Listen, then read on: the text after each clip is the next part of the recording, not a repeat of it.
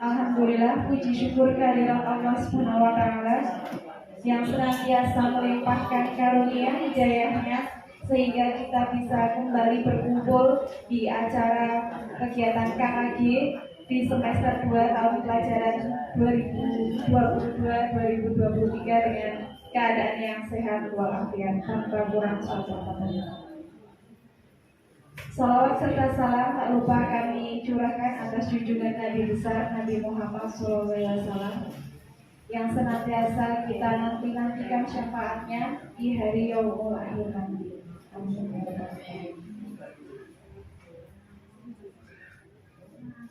Selanjutnya saya selaku pembawa acara akan membacakan kegiatan atau serangkaian susunan acara pada kegiatan hari ini. Yang pertama pembukaan, kedua sambutan, yang ketiga materi diseminasi budaya positif, yang keempat lain-lain, yang terakhir penutup. Memasuki acara yang pertama, pembukaan. Mari kita buka kegiatan hari ini bersama-sama dengan bacaan basmalah bersama. Bismillahirrahmanirrahim. Terima kasih. Kami sampaikan acara yang kedua sambutan. Sambutan yang pertama oleh Kepala Sekolah Pendamping kepada beliau Ibu Farita, kami persilahkan. Terima kasih. Alhamdulillah wa syukurillah wa la quwwata illa billah. Alhamdulillah ibu-ibu, hari ini kita masih dipertemukan kembali dalam kegiatan KKG awal semester 2 ya. Awal semester 2, semoga kedepannya kita bisa berjalan dengan kegiatan ini agar kita bisa menerima apa ibu-ibu yang terbaru. Ini kita ada pengawas bina kita, pengawas kita kebetulan Ibu Yatini, pengawas dari Bimbingan yang berkenan mendampingi kita di kelas 1. Mungkin akan disampaikan buku budaya positif atau apa yang buku praktek baik akan disampaikan. Mudah-mudahan dapat menginspirasi panjenengan walaupun belum menjadi guru penggerak. Praktek baik ini nanti dengan pendampingan ibu pengawas mudah-mudahan bisa lebih jelas lagi. Bismillahirrahmanirrahim. Assalamualaikum warahmatullahi wabarakatuh. Waalaikumsalam.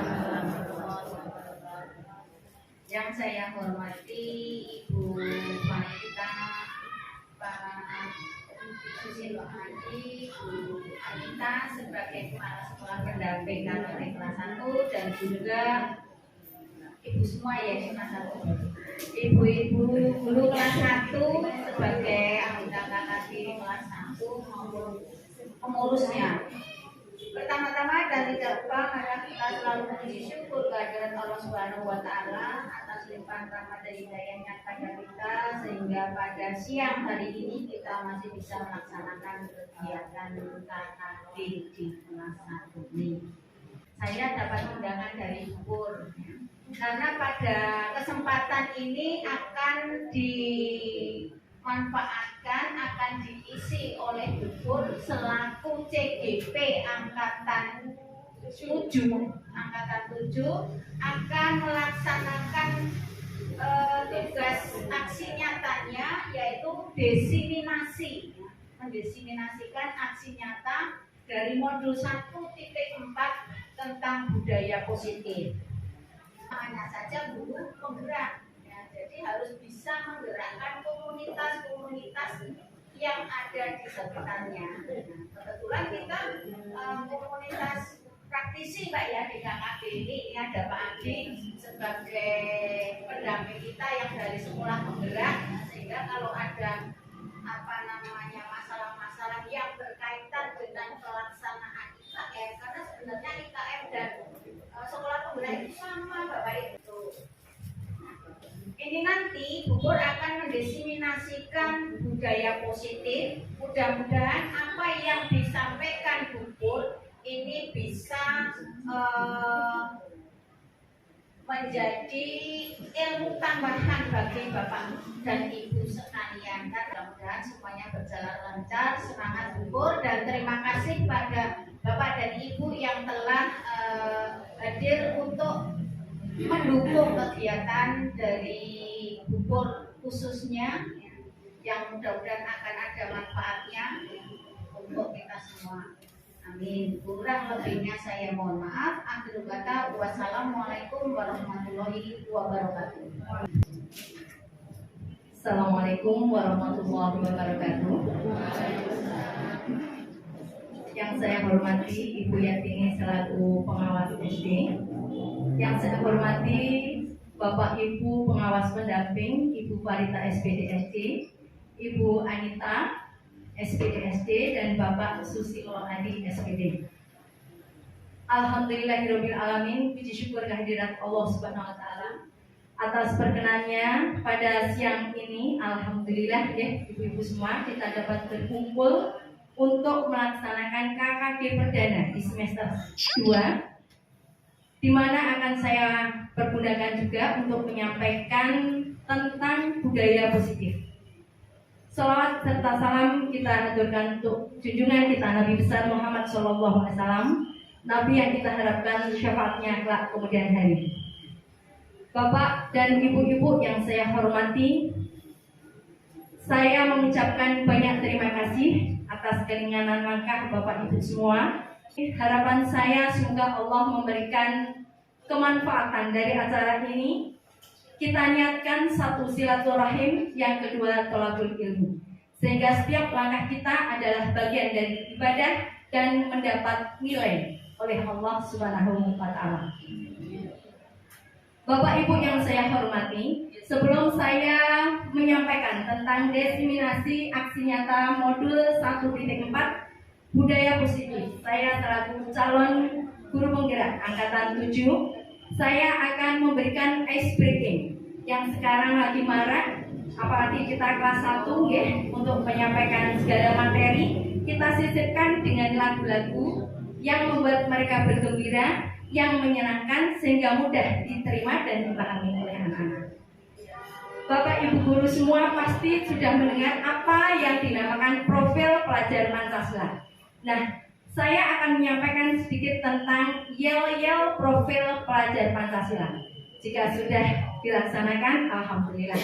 Pelajar Pancasila beriman dan bertakwa pada Tuhan Yang Esa dan berakhlak mulia, berkebinekaan global, gotong royong mandiri, kreatif dan bernalar kritis.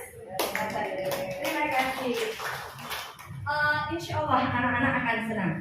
Itu sedikit ice breaking. Nah, sekarang kita memasuki yang pertama.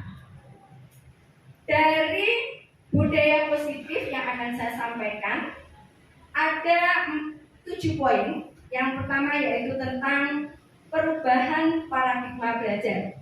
Yang kedua, disiplin positif. Yang ketiga, motivasi perilaku manusia. Yang keempat, kebutuhan dasar. 5, posisi kontrol restitusi.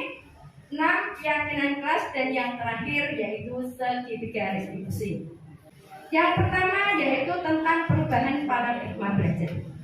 Ibu-ibu yang kami hormati, kita ingat kembali tentang filosofi pendidikan yang disampaikan oleh Bapak Pendidikan kita, yaitu Ki Hajar Dewantara. Apa yang disampaikan oleh beliau?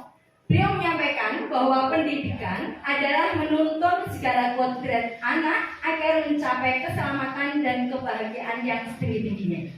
Yang kedua, mendidik dan mengajar adalah proses memanusiakan manusia, sehingga harus memerdekakan manusia dan segala aspek kehidupan, baik secara fisik, mental, jasmani, dan rohani.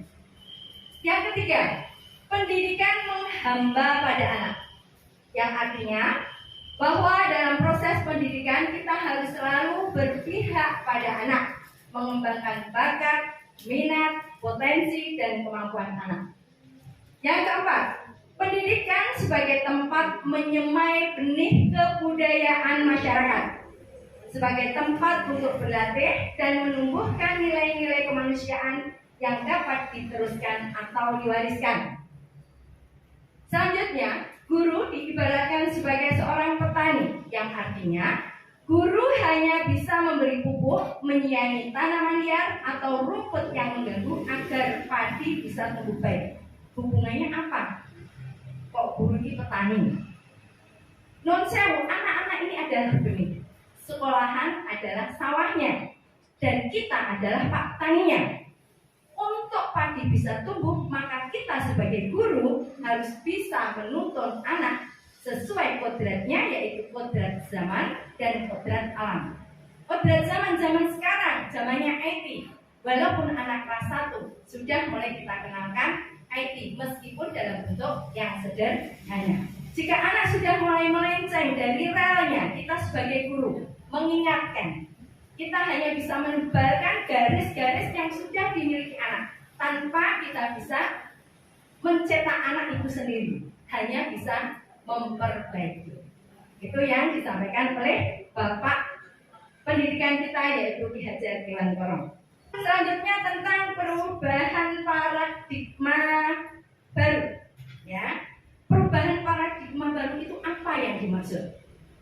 Jadi antaranya salah satunya tentang tadi filosofi pendidikan. Ya, sudah sangat erat dalam kehidupan kita, apalagi kita sebagai guru kelas 1. Ya, yang notabene kita tidak hanya menekankan masalah kognitif, tetapi terlebih kepada masalah sikap. Ya, pada masalah sikap. Perubahan paradigma baru yaitu pembelajaran yang berorientasi pada penguatan kompetensi dan pengembangan karakter yang sesuai dengan nilai-nilai Pancasila. Pembelajaran paradigma baru memastikan praktik pembelajaran yang berpusat pada anak, yang mana setiap murid belajar sesuai dengan kebutuhan dan tahap perkembangannya. Nyaris sama yang disampaikan oleh Bapak Ki Hajar Dewantoro. Pembelajaran paradigma baru dapat dilakukan melalui pembelajaran di dalam kelas atau intrakurikuler dan pembelajaran di luar kelas atau ekstrakurikuler. Oke, kita lanjutkan tentang disiplin positif. Bapak Ibu tentu sangat erat kaitannya disiplin itu dengan peraturan. Nggih napa mboten? Kamu harus disiplin, mematuhi aturan yang ada di sekolah, mematuhi aturan yang ada di kelas.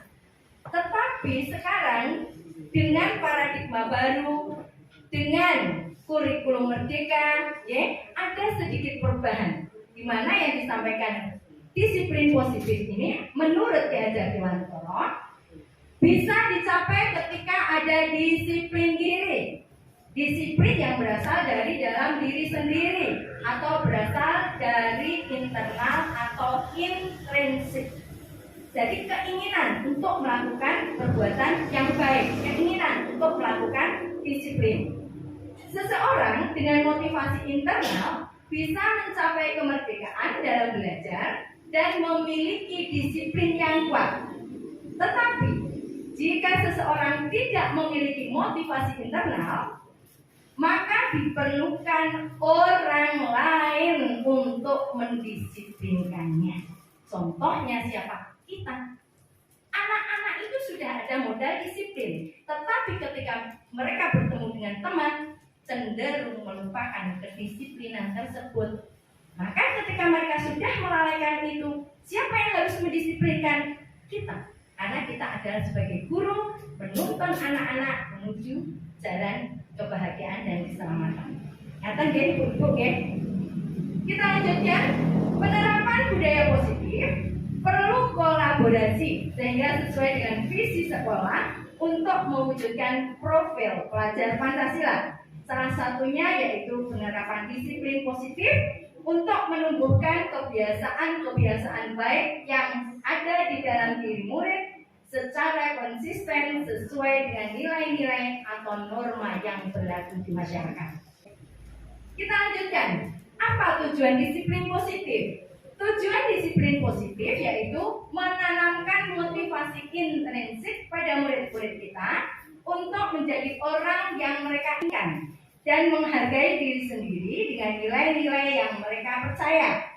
Ketika murid-murid kita memiliki motivasi tersebut, mereka telah memiliki motivasi intrinsik yang berdampak jangka panjang karena berasal dari dalam diri sendiri, bukan karena peraturannya, tapi keyakinannya. Saya harus berbuat ini untuk menghargai diri saya sendiri. Okay? Mereka akan tetap berperilaku baik dan berlandaskan nilai-nilai kebajikan karena mereka ingin menjadi orang yang menjunjung tinggi nilai-nilai yang mereka hargai. Bapak Ibu yang saya hormati, akan saya lanjutkan tentang motivasi perilaku manusia. Seseorang melakukan perbuatan itu karena ada motivasinya. Di sini teori motivasi perilaku manusia ada 3 macam. Ada 3. Yang pertama yaitu untuk menghindari ketidaknyamanan atau hukuman. Sebagai contoh, mohon sewu. Kalau Bapak Ibu guru, saya rasa sih tidak ada ya. Tidak ada, semoga tidak ada. Berangkat pagi. Wah, aku mau telat isin, malu sama kepala sekolah. Apalagi kalau kepala sekolahnya itu menyambut di depan. Wah, sudah kedahuluan kepala sekolah. Itu kira-kira karena apa Bapak Ibu? Motivasinya karena apa? Karena menghindari ketidaknyamanan. Merasa nggak nyaman aku kalau berangkatnya terlambat. Bukan karena keinginan aku berangkat pagi agar bisa memberi contoh kepada anak-anak. Saya bangga bisa berangkat pagi. Tapi sudah lain kalau motivasinya seperti yang pertama tadi saya sampaikan. Okay? Yang kedua, motivasi perilaku untuk mendapatkan imbalan atau penghargaan dari orang lain.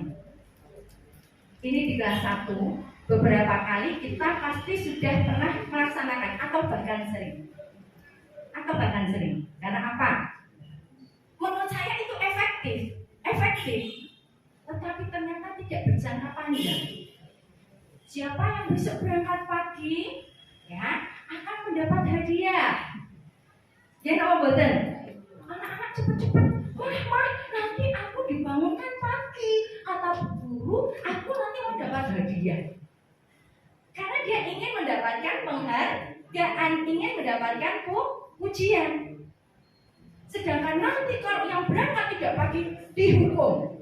Masuknya nanti setelah jam 8. Dia takut, daripada nanti aku terlambat masuknya nanti suruhnya jam 8. Ya, itu motivasi yang kedua.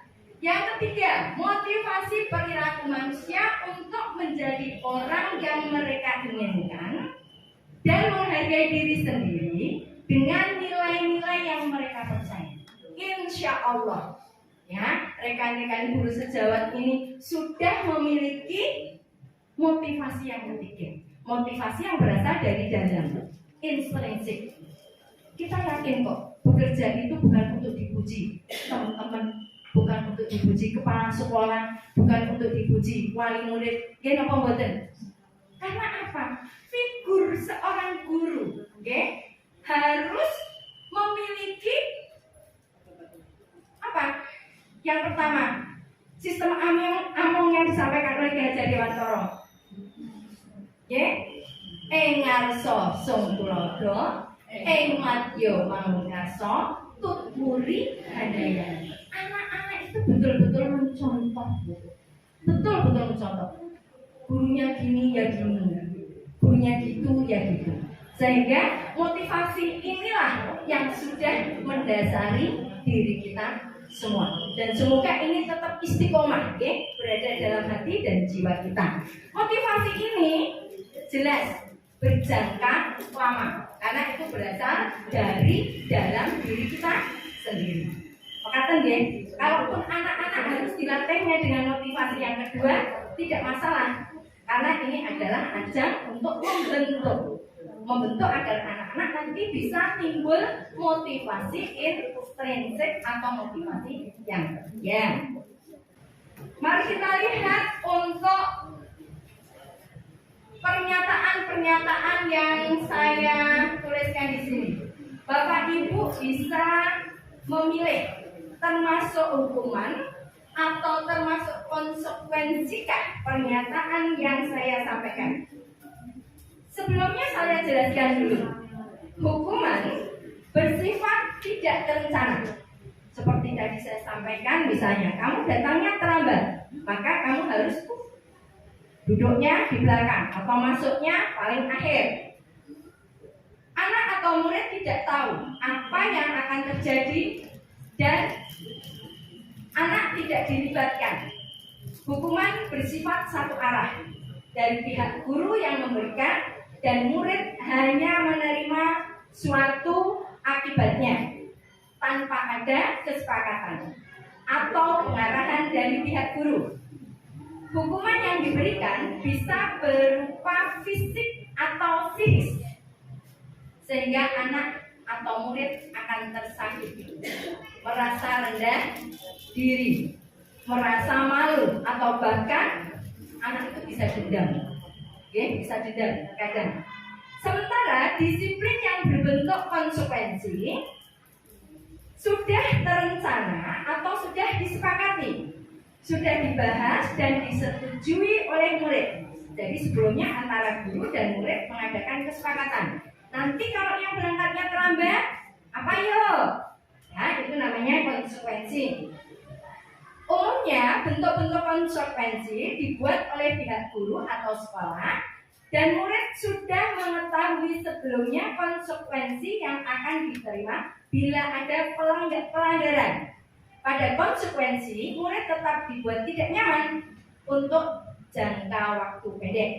Konsekuensi biasanya diberikan berdasarkan suatu data yang umumnya dapat diukur. Monggo. Tindakannya. Silahkan siapa yang mau coba menjawab? Gaji?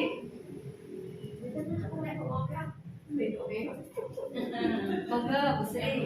Yang pertama termasuk apa? Yang pertama, Dibaca dulu. tercatat 100 kali di dalam buku kalimat, saya tidak akan terlambat lagi karena terlambat ke sekolah. Menurut saya itu adalah hukuman. Ya, Karena bagaimana? spontan ya. Ya. Bagaimana ibu-ibu jawaban dari Bu Sri Handayani? Mencatat 100 kali. Kamu sudah terlambat. Oleh karena itu kamu nyatet saya terlambat masuk sekolah 100 kali. Hukuman apa konsekuensi? Hukuman. Bagus. Betul. Yang kedua monggo Bu Kajmani. Lari mengelilingi lapangan basket 2 kali karena terlalu jadi di sekolah. Ya, lari terlambat. Lari di lapangan 2 kali. Karena terlambat. Termasuk Hukuman luar biasa. Apalagi Oh, monggo Mbak Risma. Mbak Risma, Mbak Rima, Mbak Reza, Mbak Risma. Monggo, pasangan lain ini akan menggantikan hukuman yang telah dicoret-coret. Menurut saya Luar biasa. Terima kasih tepuk tangan buat kita semua. Alhamdulillah. Ibu-ibu sudah bisa membedakan mana hukuman dan mana konsekuensi. Jawaban ibu-ibu betul semua. Terima kasih. gugur. Ya, Bisa dikatakan kalau hukuman dan konsekuensi itu berarti kalau yang konsekuensi itu antara sebab kemudian tindakan itu ada hubungannya gitu ya, ada sebab akibat nyambung. Tapi kalau yang hukuman itu berarti antara tindakan kesalahan dengan yang harus dilakukan itu tidak nyambung gitu ya. betul. Terima kasih sudah disimpulkan oleh Bu Sri Handayani, luar biasa. Betul sekali bahwa hukuman tidak ada kaitan kok tiba-tiba belum aku salahnya apa, hukumannya apa. Tapi kalau konsekuensi sudah tahu, oh nek aku nyobek hukum berarti aku harus mengganti. Ya, Bu yang saya hormati, restitusi. Ya, ini sebenarnya istilah baru. Saya juga baru mendengar dan mungkin lebih akrabnya saya baru 2 bulan setelah saya ikut program pendidikan guru penggerak. Restitusi itu semacam kayak apa ya, denda, kayak denda itu sebenarnya. Tapi kalau penerapannya di sekolah bukan, ya. Restitusi adalah sebuah pendekatan untuk menciptakan disiplin positif. Restitusi adalah proses menciptakan kondisi bagi murid untuk memperbaiki kesalahan mereka, sehingga mereka bisa kembali pada kelompok mereka dengan karakter yang lebih kuat. Jadi menyadari kesalahannya dan dapat memperbaiki diri sendiri. Okay? Restitusi juga merupakan proses kolaboratif yang mengajarkan murid untuk mencari solusi dalam sebuah masalah, membantu murid berpikir tentang orang seperti apa yang dihadapkan dan bagaimana mereka harus memperlakukan murid. Nah, kita sebagai pendidik, sebagai guru, restitusi dapat membantu murid menjadi lebih memiliki tujuan, disiplin positif, dan memulihkan dirinya setelah berbuat salah. Restitusi, ya, penekanannya bukanlah pada bagaimana berperilaku untuk menyenangkan orang lain atau untuk menghindari ketidaknyamanan. Namun tujuannya adalah agar menjadi orang yang menghargai nilai-nilai kebajikan yang dipercayai oleh murid-murid. Ya, restitusi adalah pendekatan. Melalui pendekatan restitusi, ketika murid berbuat salah, guru akan menanggapi dengan mengajak murid berefleksi tentang apa yang dapat mereka lakukan untuk memperbaiki kesalahan, sehingga mereka menjadi pribadi yang lebih baik dan menghargai diri sendiri. Pendekatan restitusi menguntungkan korban yang telah berbuat salah. Restitusi juga sesuai dengan prinsip dari teori kontrol William Glasser tentang solusi menang-menang. Pokoknya sama saya salah, tapi saya tidak kecil hati. Saya bisa memperbaiki diri sendiri, saya bisa kembali kepada kelompok saya. Ada peluang luar biasa bagi murid untuk bertumbuh karakternya ketika mereka melakukan kesalahan. Karena pada hakikatnya begitulah cara kita belajar. Contoh kecil ketika kita punya anak-anak kecil itu loh Bapak Ibu. Biasanya sukanya naik-naik tangga. Kalau kita ingatkan, dia tidak mau. Tetapi ketika dia sekali terjatuh, dia kemudian menjadi jerah. Itu adalah proses belajar. Besok lagi ketika dia berusaha naik ke tangga, dia lebih berhati-hati. Kemudian materi selanjutnya yaitu tentang kebutuhan dasar. Kalau dulu kita kenal kebutuhan, ada kebutuhan primer, kebutuhan sekunder, terus kebutuhan tersier ada 3. Kalau sekarang di pendidikan, untuk masalah kependidikan, kebutuhan dasar yang pertama yaitu kebutuhan untuk bertahan hidup atau survival. Yang kedua, kebutuhan kasih sayang dan rasa diterima atau love and belonging.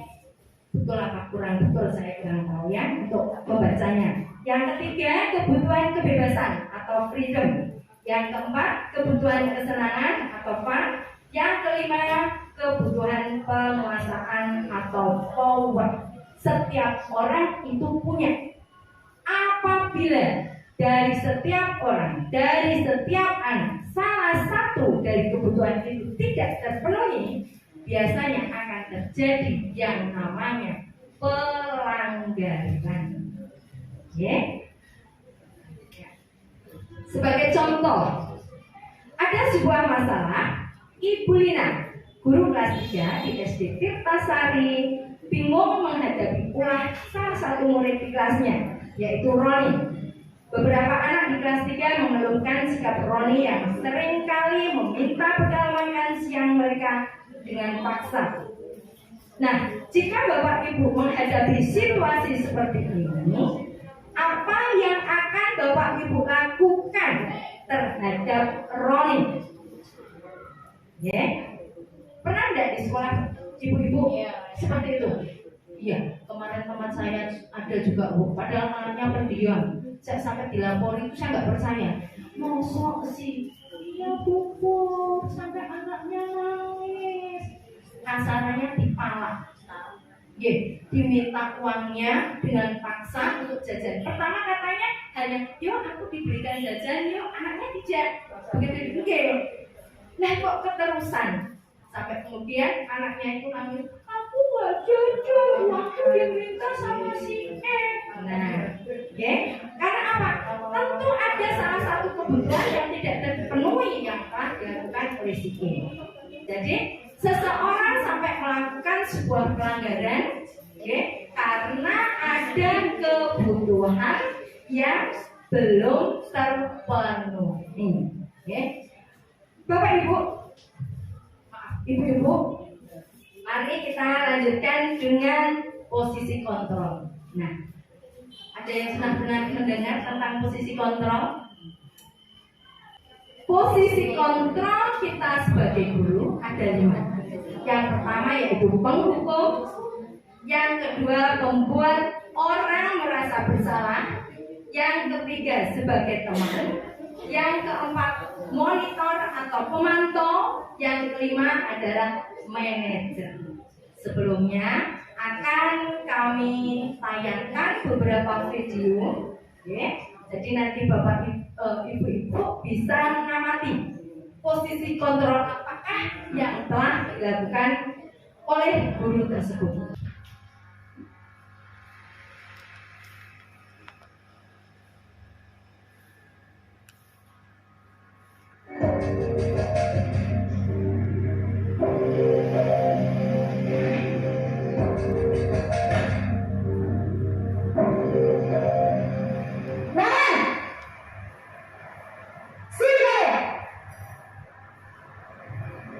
Selamat pagi, Bu.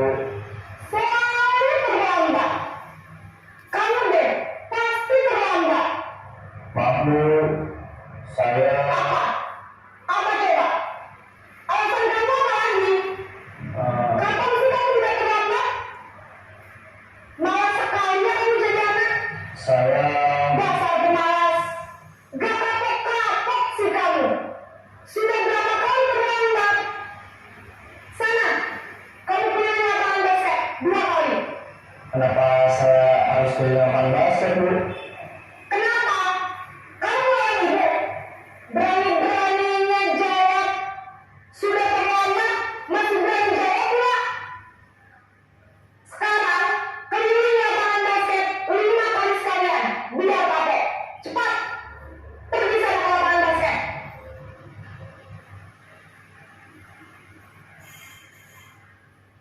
Kita lanjutkan dengan posisi kontrol pembuat merasa bersalah.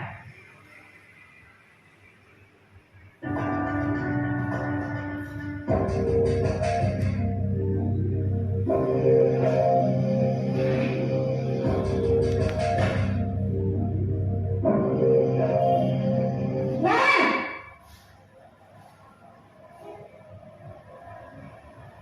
Selamat pagi, Bu. Naren, kamu kenapa terlambat lagi, nak? Ya Tuhan, Naren, kamu senang ya bikin ibu susah ya? Kalau kamu terlambat lagi, nanti ini yang ditegur bapak kepala sekolah, nak. Bisa nggak ibu tidak bisa membina kamu? Duh, gimana ini? Maaf, Bu. Gusti Naren, kamu suka ya ibu tegur bapak kepala sekolah? Terus, sekarang ibu harus tulis apa yang di buku absen? Ini kan juga sering terlambat loh. Ibu harus apa coba? Maaf, Bu. Maaf sekali.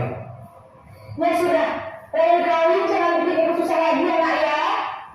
Ibu tidak akan kuat lagi kalau kamu begini terus. Bisa jantungan kalau ibu tegur bapak kepala sekolah. Sana cepat ke kelas.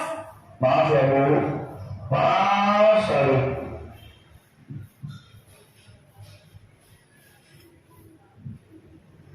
Oke, yang ketiga sebagai teman, posisi guru sebagai teman.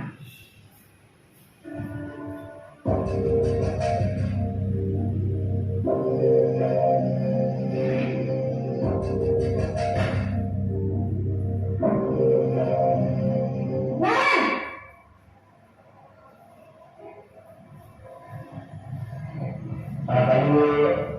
Wah, sudah jam berapa ini, Nak? Terlambat lagi ya, sayang. Iya Bu, habis ibu saya lupa bangunkan saya Bu. Kamu malah menyalahkan ibu kamu. Kamu bukan anak yang ngomongnya paling kencang. Kok terlambat sih? Iya Bu, saya mau pamit bangun tadi. Jadi biarpun saya kencang, tetap nggak kencang Bu. Ya sudah sana. Nanti lain kali larinya lebih kencang lagi ya. Biar gak terlambat lagi. Bikin senang ibu. Demi ibu. Bisa kan? Bisa lah Bu. Ya sudah sana masuk kelas. Ibu beresin urusan absen kamu. Kamu ini ada-ada saja. Oke, posisi sebagai pemantau.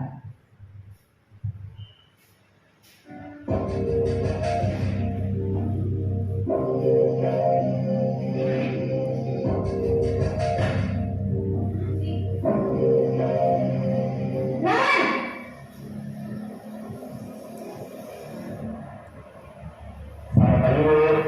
Naren, apa peraturan sekolah kita tentang jam berapa kita harus masuk sekolah, Nak? Kita harus di sekolah jam 7 Bu. Iya betul, sekarang sudah jam 7.20. Naren sudah tahu konsekuensinya jika terlambat hadir. Paham Bu, saya harus tinggal kelas pas jam istirahat selama 20 menit. Ya benar, konsekuensinya demikian. Jadi nanti jam 9.30 pas istirahat, kamu harus tinggal di kelas, kerjakan tugas tambahan untuk ketertinggalan kamu, ya? Baik Bu.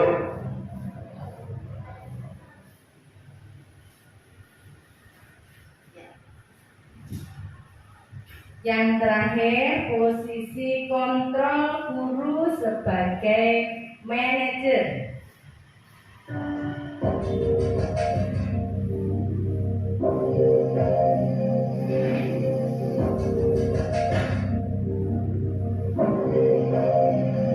Naren!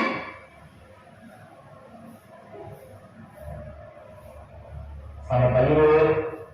Selamat pagi, Naren. Maaf Bu, saya terlambat.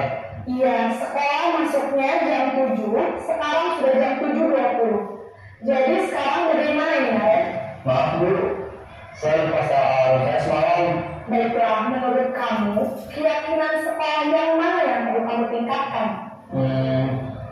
Menghargai diri sendiri dan orang lain mungkin ya Bu. Setuju. Jadi, apakah Naren meyakini prinsip saling menghormati tersebut? Iya Bu, saya meyakininya. Apakah Naren bersedia memperbaiki masalah keterlambatan ini? Bersedia Bu. Bagaimana kalau memperbaiki masalah keterlambatan ini? Saya akan coba untuk tidak lupa menyetel alarm saya Bu. Baik, kalau Naren lupa menyetel alarm di rumah, ada orang yang kira-kira bisa bantu mengingatkan tidak? Ada Bu, kata saya, Kak Emma. Ada lagi selain Kak Emma? Selain Kak Emma, ada ibu saya.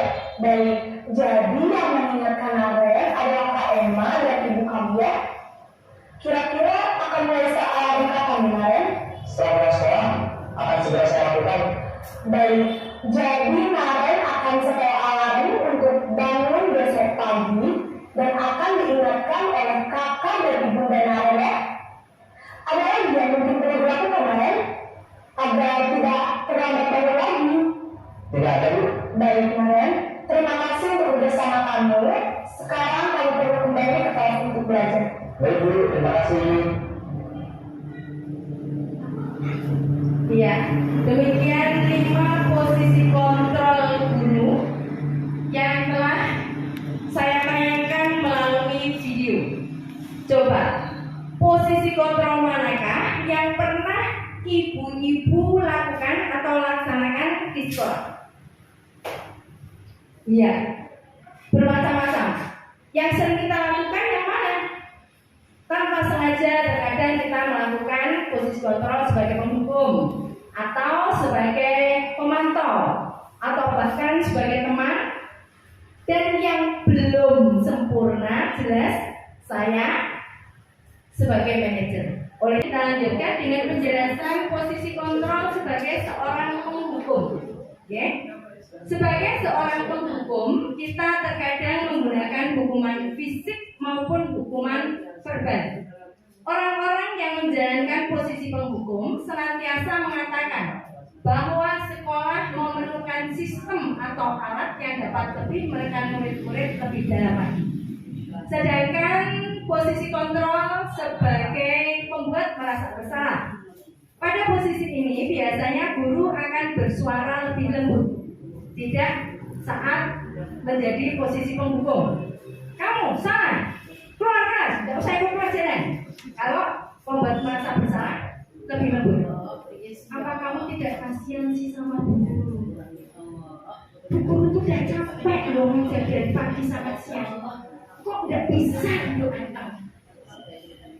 Ini budaya ini sangat bagus. Ya Allah, kok sih ya?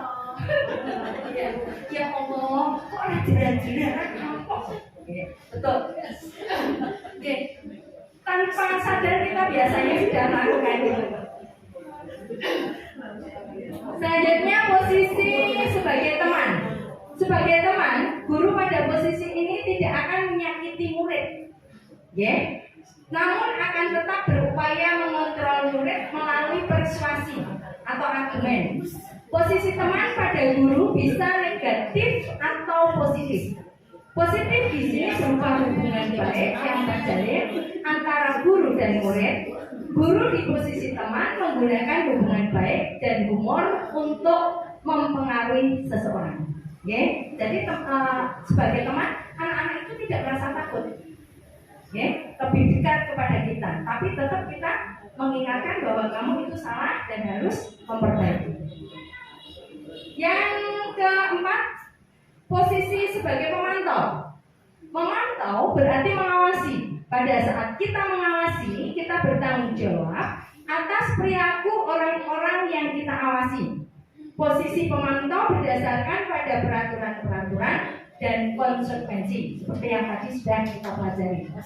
Dengan menggunakan sanksi atau konsekuensi, kita dapat memisahkan hubungan pribadi kita dengan murid sebagai seseorang yang menjalankan posisi pemantau. Ini sering sekali nih, posisi pemantau itu saya sering. Guru amati ya. Dia apa boleh? Tadi kamu jalan-jalan sana, nyontoh kamu, langsung kayak gitu. Ya, karena jelas kita tidak pengen lirik sana, lirik sini, mengawati tingkah laku murid-murid kita. Dia apa boleh ini, Bang? Iya, kita pelatihan juga. Iya, betul sebagai pertukaran dia. Yang terakhir adalah manajer. Nah, guru itu sebagai manajer tidak hanya di perusahaan, tetapi di sekolah, di kelas pun ada seorang manajer. Nah, kita memposisikan sebagai manajer, di mana guru berbuat sesuatu bersama dengan murid, mempersilahkan murid mempertanggungjawabkan perilakunya, mendukung murid agar dapat menemukan solusi atas permasalahannya sendiri. Seorang manajer telah memiliki keterampilan di posisi teman maupun pemantau. Kita sudah melampaui itu. Dan dengan demikian bisa jadi di waktu-waktu tertentu kembali kepada kedua posisi, yaitu sebagai teman maupun sebagai pemantau. Namun kita menginginkan murid kita menjadi manusia yang merdeka, mandiri dan bertanggung jawab. Maka kita perlu mengacu kepada restitusi yang dapat menjadikan murid kita, sehingga kita menjadi murid kita menjadi manajer bagi dirinya sendiri. Selanjutnya tentang keyakinan kelas. Bapak Ibu, saya kemarin sudah melaksanakan keyakinan kelas. Apa itu keyakinan kelas? Keyakinan kelas merupakan sesuatu yang dapat diterapkan di lingkungan kelas tersebut. Pembuatan keyakinan kelas melibatkan semua warga kelas melalui kegiatan curah pendapat. Keyakinan kelas ditinjau kembali dari waktu ke waktu. Seperti nuwun sewu di pojok sana itu ada tempelan post-it ya, atau sticky note, di sebelah sana juga ada. Itu kemarin saya melaksanakan. Bisa diperlihatkan videonya baru keluar. Jadi anak-anak kita ajak untuk berpikir, untuk berkenalan perbuatan baik apa yang harus dilakukan di kelas maupun di sekolah, baik itu tentang kedatangan, ya, tentang pelajaran dan sebagainya. Terserah anak-anak mau menuliskan apa. Karena anak itu suka warna merah, kuning, hijau, saya sediakan sebenarnya ada 4, tapi yang depan sudah saya lepas. Ya, ibu-ibu yang kami hormati, akan saya tampilkan bagaimana pembuatan keyakinan kelas yang telah saya laksanakan di kelas saya. Ya, berupa video, anak-anak kita ajak bersama-sama untuk membuat keyakinan kelas. Baik, kita simak bersama-sama.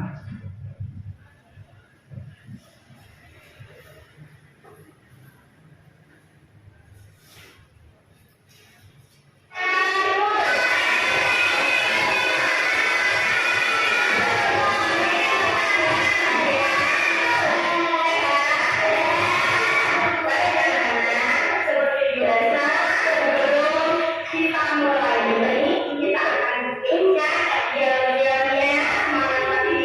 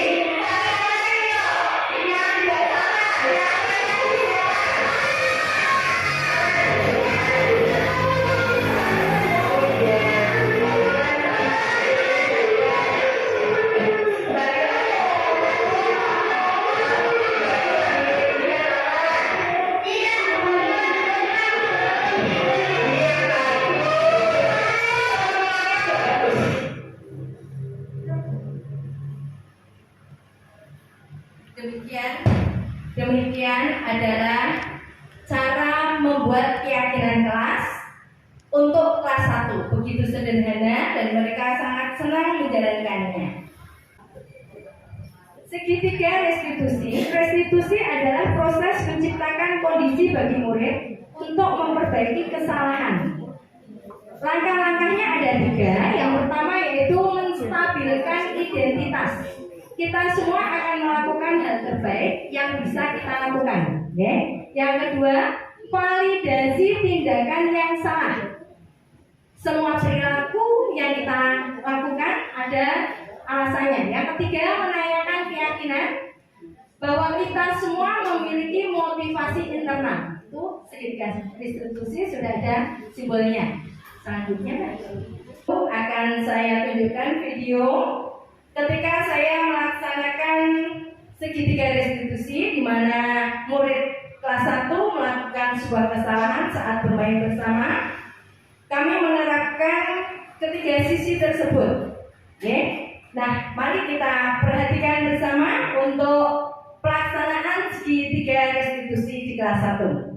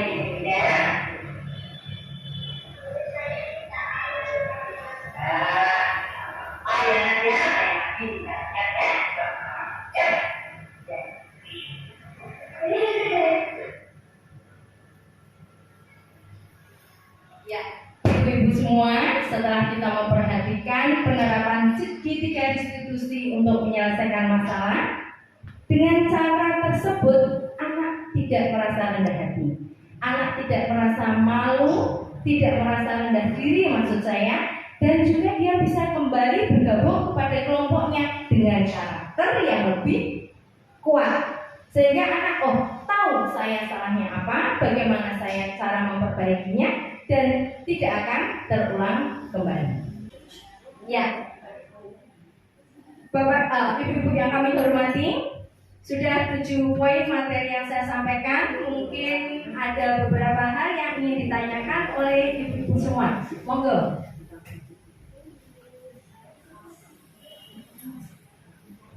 Oke, monggo Mbak. Yang pertama kan menstabilkan identitas. Oke.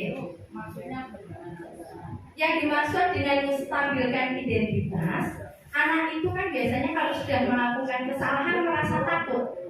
Oke, supaya anak tidak takut, ya, kita arahkan, kita ajak bahwa guru kita tidak mau mencari kesalahan anak itu, tidak akan menjustis atau kamu itu salah, tetapi supaya anak itu lebih paham, oh kalau aku salah, aku harus seperti ini.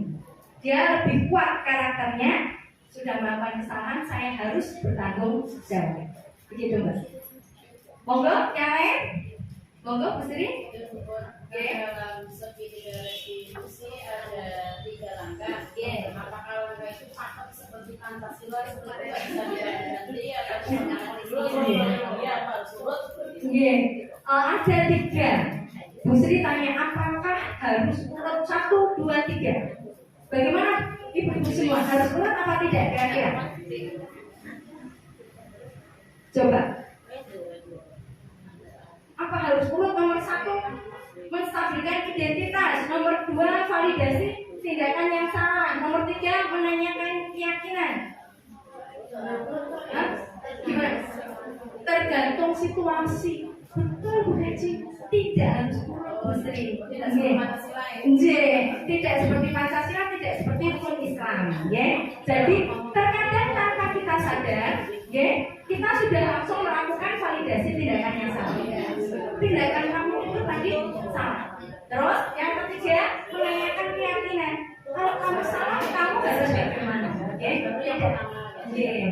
tidak harus urut. Jelas ya Bu Sri ya? Utilan ya. Mungkin ada yang lain. Monggo, nggih. Bu siapa ini? Bu Masona, nggih. Monggo Bu. Pakai. Tidak apa-apa karena orangnya mau juga kayak Bu.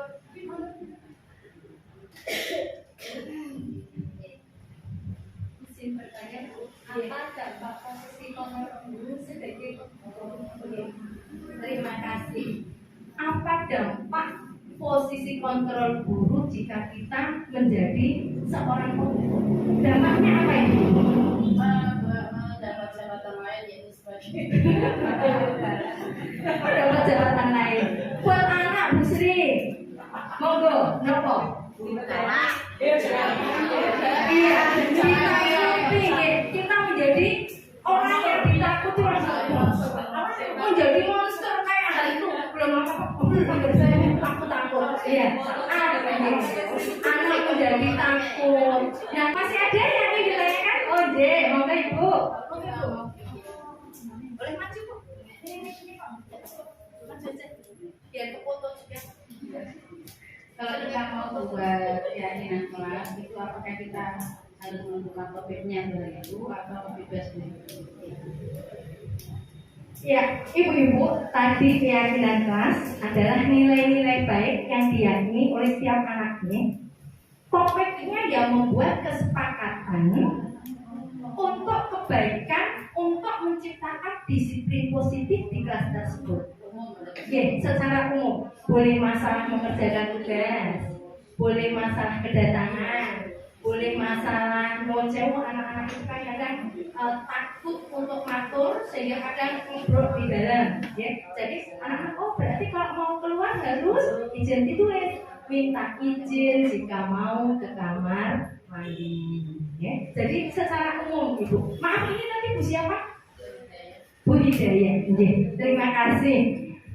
Jelas-jelas ya, Bu Hidayah ya. Ada yang lain Ibu-ibu? Oh monggo Bu. Ya. Izin bertanya, bagaimana cara kita memposisikan kita sebagai teman dan guru kita? Memposisikan diri kita sebagai teman itu. Monggo ada yang ingin mencoba menjawab? sebagai teman nih. Murid-murid itu sebagai teman. Monggo, kayaknya ibu kedua kita mau jawab, monggo. Ayo, monggo. Gimana Bu Haji? Monggo. Ya, sebagai teman, sebagai teman. Iya. Kita selalu mendampingi anak. Misalnya istirahat, anak bermain kita ikut, masih ikut menjaga ngawasi.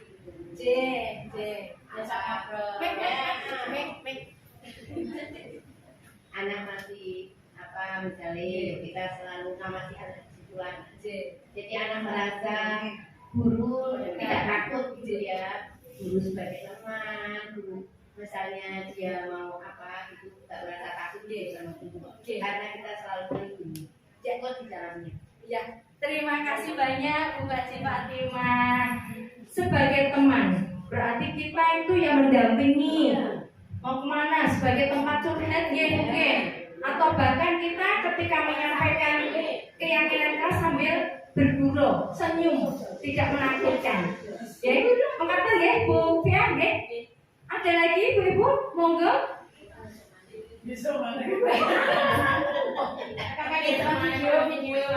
Ya nanti videonya berarti untuk pertemuan yang akan datang. Insya Allah nanti saya sampaikan. Jika tidak ada, itulah yang bisa saya sampaikan tentang diseminasi budaya positif modul 1-4 dari program pendidikan guru penggerak. Semoga apa yang saya sampaikan bisa bermanfaat buat kita semua, dapat kita implementasikan, kita aplikasikan dalam pembelajaran. Kita menjadi pribadi yang baik, menjadi posisi kontrol sebagai apa Ibu? Manajer. Dan jika menyelesaikan sebuah masalah menggunakan apa tadi? Menggunakan segitiga restitusi.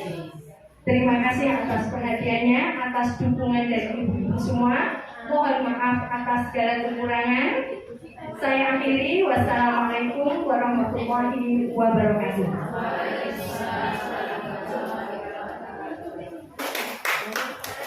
Terima kasih materi yang sangat luar biasa ya, diseminasi budaya positif yang disampaikan oleh Ibu Uri Purwaningsih tadi tentang ada filosofi Gajah Dewantara sampai dengan posisi kontrol ya. Semoga materi-materi yang disampaikan oleh Ibu Uri dapat kita terapkan juga di sekolah kita masing-masing.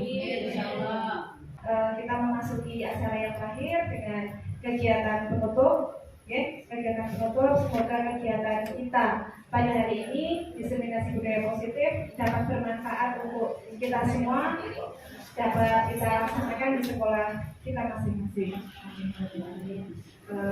Saya selaku pembawa acara mohon maaf apabila terdapat kesalahan dan kekurangan kata. Akhirul kalam. Wassalamualaikum warahmatullahi wabarakatuh. Assalamualaikum warahmatullahi wabarakatuh. Nama saya Rika Septiani SPD.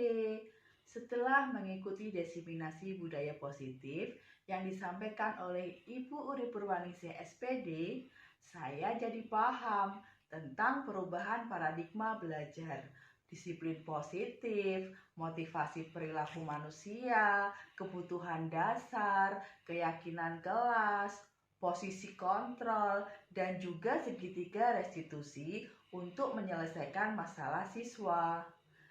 Bu Pur menyampaikan begitu jelas dengan beberapa contoh video. Hal ini memberikan motivasi pada guru untuk menerapkan di kelas. Semoga pembelajaran yang saya lakukan lebih menyenangkan dan berpihak pada murid. Wassalamualaikum warahmatullahi wabarakatuh.